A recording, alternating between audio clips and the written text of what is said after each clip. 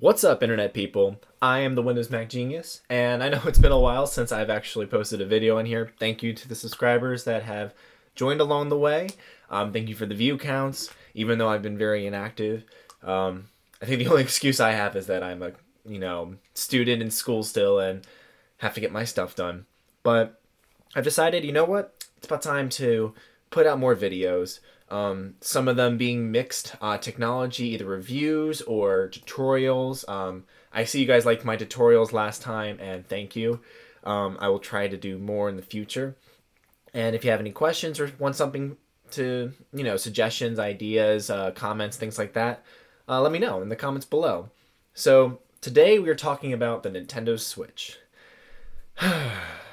So I know you guys have probably seen a lot on the internet already, and that's fine.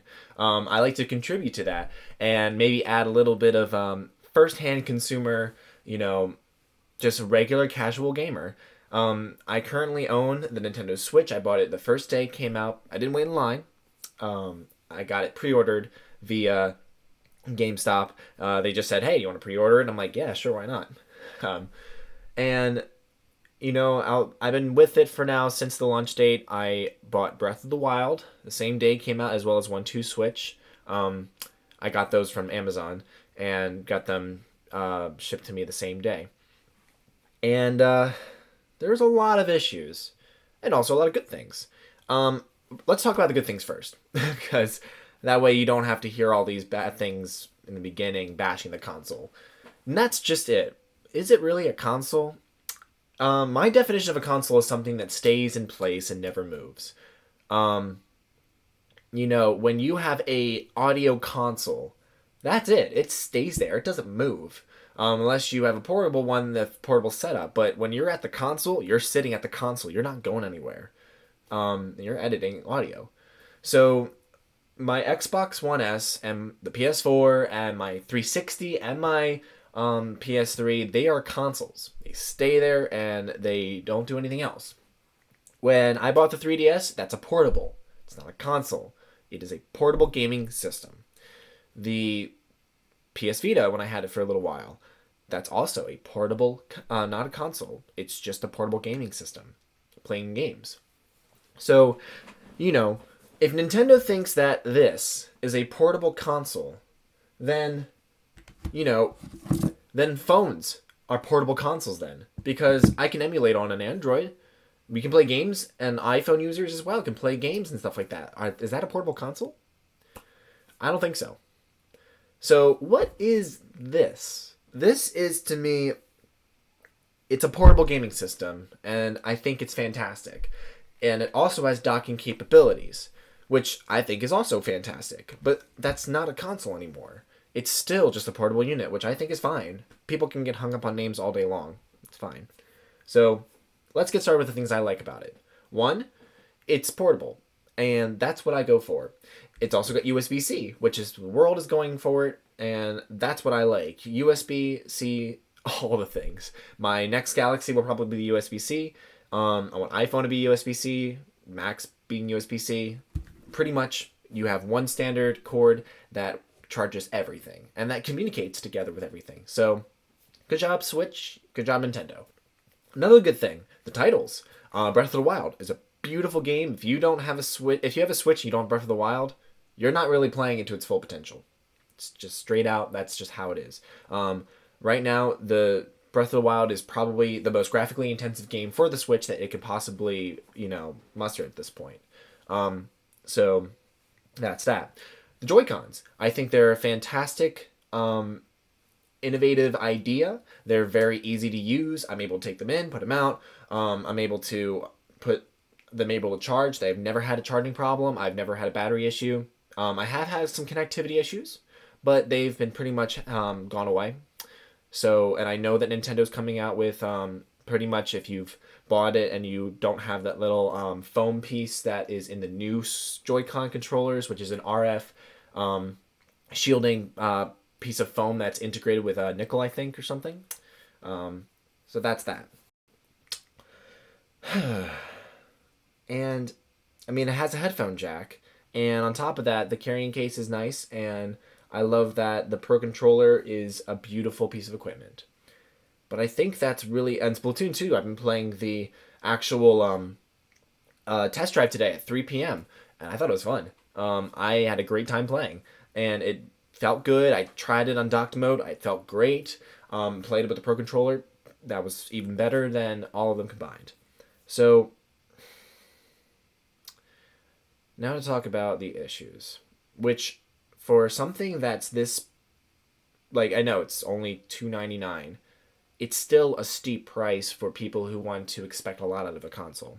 That's, again, they're calling it a console, so I'm going to expect it to be a console. And by that, I don't want issues. So I think the Nintendo Switch is probably one of the most talked about consoles by issues, not by its strengths. Its strengths came before the console was released, which was everyone was like raving about the Joy-Cons and raving about how cool this is. Then once they got it, that glimmer kind of went away. At least for me it did. I think it's still a fantastic console. I'm going to play it for a while, and I'm probably going to keep it because it's such a cool thing. But where do I start? Let's get started with the simple things.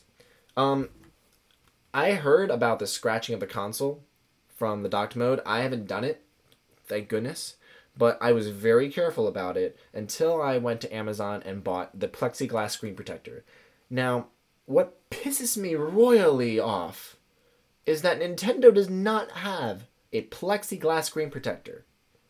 You should have came out with a plexiglass screen protector. A third party had to do it. A third party. Like, I can scratch this a bunch of times, and it's okay. I feel fine touching it because I can clean it off and it's done. And it feels like glass, because that's what it is. So, when Nintendo's first accessory for a screen protector is essentially the same stuff you use to pull off your phone when the first new time you open up a phone, and it's that little, the nice feeling when you pull that off. Yeah, that's it. That's your screen protector. And it didn't even come in the box with any of that. Like, the screen could have been scratched. Now, I know it did have like a little microfiber like on top of it, but the screen could have been scratched in shipping. That's how bad it was. They put those things on phones because they know that there's a good chance, or even any chance at all, that it could be scratched if it was manhandled during shipping. So Nintendo didn't take that into accountability. So I had to be very careful about my screen until I got this plexiglass third-party one. All right, what else? Let's get started. The docking experience. So, when I'm playing Breath of the Wild, I notice frame drops. Now, some people might say, like, that's not really an issue, like, that's just the game being the game, but let me tell you from a seasoned player.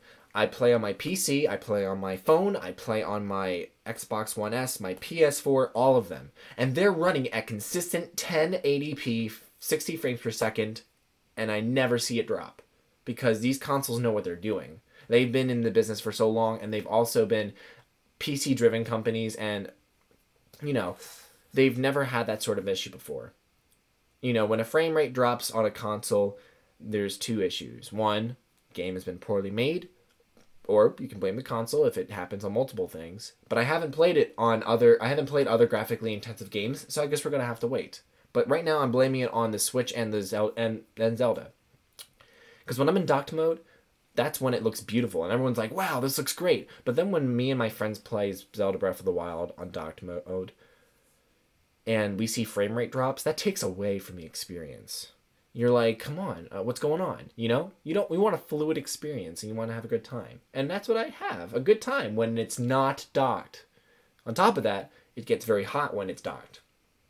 And it doesn't get very hot when it's undocked.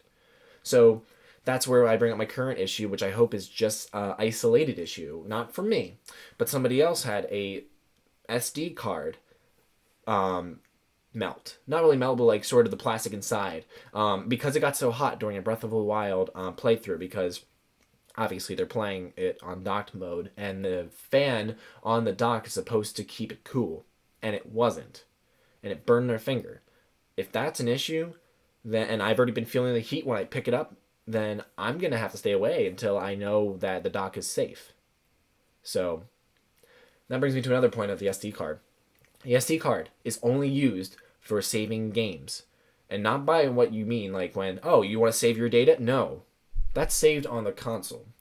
If you want to save your games via the online network and buy the game and save that copy to the SD card, you can do that. And it can't be moved anywhere else. So, like, if you want to use Breath of the Wild and you put it on the SD card and you want to use it with your friend, you got to use your Switch. Nothing else. There's no backup data, there's no cloud data. Something that Xbox and Sony got right the first time, which was like, okay, something happens to my Xbox. Oh well, it happens. You know what? I'm alright, because if I've bought any game on my Xbox and my 360, no matter how long I have my account, and as long as the online service is still provided, which is a long time for still the 360. Like, I sold my 360 probably a long time ago, and I'm like, you know what? I'm going to buy a new one. And you know what? I had GTA 5 still. I'm like, yeah, let me download that game. Not a problem. If anything happens to this and I don't have a physical copy of the game, you're SOL. So, good luck with that. So, any digital copies you have are gone if you lose it or if anything is damaged to this, because you can't transfer anything from Switch to Switch. So, that could be patched. So, I'm going to give Nintendo a little bit more time, and then hopefully that'll be rectified. All right, another thing. So, I've noticed this the first day I had it, and I'm sad that I noticed this. The game card little thing here, it doesn't stay flush, and I thought, you know what, it's just an isolated problem. Again, I'm gonna move my thing around. Give you an idea. I don't know if you can see this. Yeah, right here. This does not sit flush at all, and that annoys the crap out of me. Now, I know, like, some of you are thinking, like, you know, that's just it's just a nitpicky thing. But when I know other people with Switches, who I've, like, looked at theirs too, like, saying, oh, is it my fault? No, theirs do the same thing, and that annoys me because that can break very easily. This thing's just a piece of plastic, right? All right, let's move on. Kickstand. So the kickstand is only at a I don't even know the degree. Feels like 30. I don't know. 40 degree angle. That's not a problem. I mean, I wish it was lower. You know, the degree angles were better, but that's fine. This thing pops in and out so easily. It's not very, like, stuck inside there. So that annoys me too. And it can pretty much easily flop out, even if you're moving around just so slightly. So again, when this is judging by being a portable console, there's a lot of things that can break, and I don't want that. So I got to be mindful about it. Another thing is that the Joy-Cons don't necessarily sit tightly inside the Switch. Now, I know there's engineering things behind that, so I'm going to give it some credit, but I want people to know that these things don't really stay in here. They're sort of wiggly, and they sort of wobble around when I'm playing a game or, like, having a good time and moving around. It gets a little annoying, so I don't know. Now, my final thoughts on this thing, I know there's probably like 100 more problems that I can find with this. I'm just not listing off right now because I'm just trying to get this video out. But let me end off with this.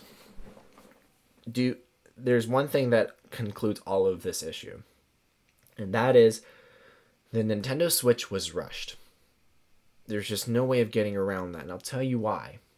The Nintendo Switch was rushed because of a few things. One, their shareholders, they needed something, to get some money. And Nintendo has not been making a lot of profit with their 3DS and their Wii U sales. On top of that, the Wii U flopped, and they needed something else.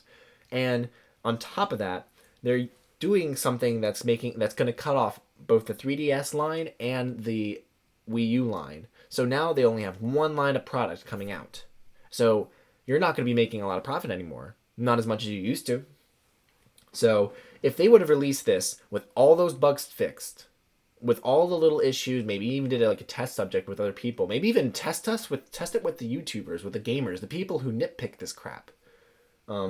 Test it with us. And then release it when it's perfect timing, like, I don't know, Black Friday, or, I don't know, holiday season, where the prices are going to be really nice. You'll be able to put a little bit of sales out there, like saying, hey, you can get Breath of the Wild a little bit cheaper, you know, not full freaking price, because you could spare like $10, couldn't you? I don't know. That's just my reasoning behind it. There's so many little issues with this, you know, things that could have been fixed way early. And I think that that's why we're having so many problems with the Switch. And I don't want it to be that. I think the things that are minuscule, like the SD card reading and sharing, can be fixed with an update. So get on it, Nintendo. $80 for another pair of Joy-Cons because I wanted my friends to play it in Mario Kart. This was $69.99. You see where I'm sitting at here? Something that was probably Nintendo's best controller, and they want to strive on the Joy-Cons. Now, I know you say, like, oh, you can get 2 players off of it. This doesn't feel like a controller. It feels like a piece of plastic. I think more games should have been produced on the launch day. More games should have came out. There's only one good game, and that's Zelda. Can you believe that? That'd be like if Microsoft said, okay, here's our game, Halo 5. But what about the other games? Nope, we don't have any. We've got a few indie developers. And that'd be like Sony saying, all right, here's our newest thing. Oh shoot, what's that game? Uncharted. Be like doing that. So, I don't know.